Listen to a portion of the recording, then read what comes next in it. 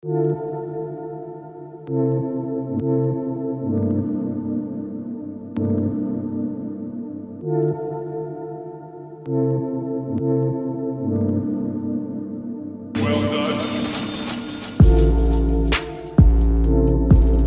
what's going on YouTube? Today we're going to be taking a look at every high schooler's favorite shoe. We're going to be looking at the classic Vans Outsole. The Outsoles retail for 60 Washingtons.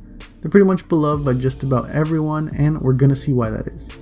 We're going to be taking a close look at the upper, the outsole, going to see how these hold up on feet, and lastly I'm going to give some final thoughts on the shoe. But first, let's take a quick look at the shoe's inception.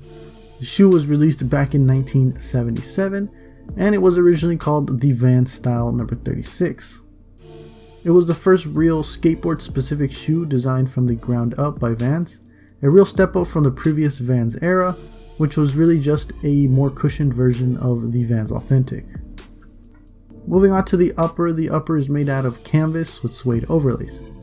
The suede overlays include the toe cap, the eye stays, and the heel overlay. The tongue and the side panels are made out of canvas. At the side we also have the iconic Vans stripe.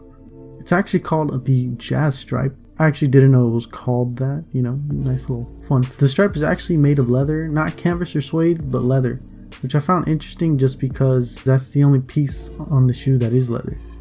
Lastly, inside the shoe we have a faux leather lining with padding similar to the Vans era.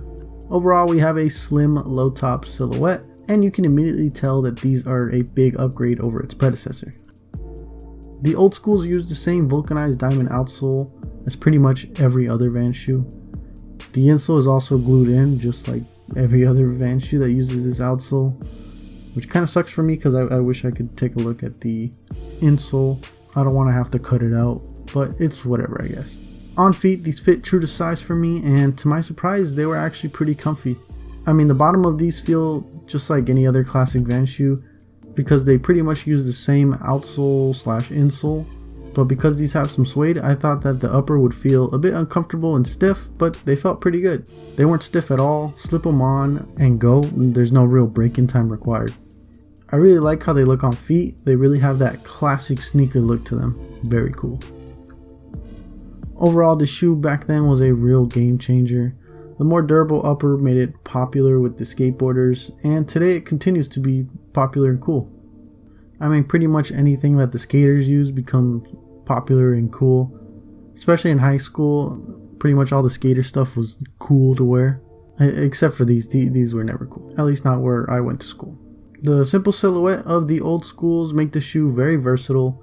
I would definitely recommend this shoe to just about anyone unless you're just not a fan of Vans. But other than that, it's a really good shoe.